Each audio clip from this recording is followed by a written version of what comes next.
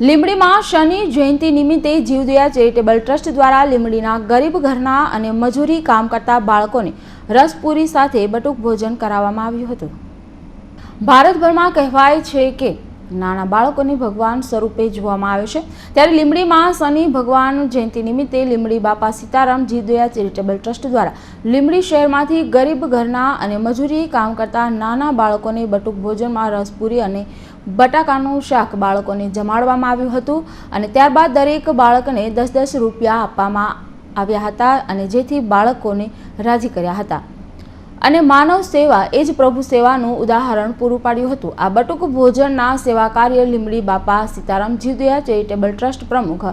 દેવાભાઈ સોની, લીંબડી શહેર યુવા ભાજપના પ્રમુખ રાજુભાઈ ભરવાડ, સામાજિક કાર્યકર ગજેન્દ્રસિંહ ઝાલા, મુનાભાઈ રસોયા, મહેશભાઈ ભરવાડ, જુબેરભાઈ મકરાણી, સતીશભાઈ સોની,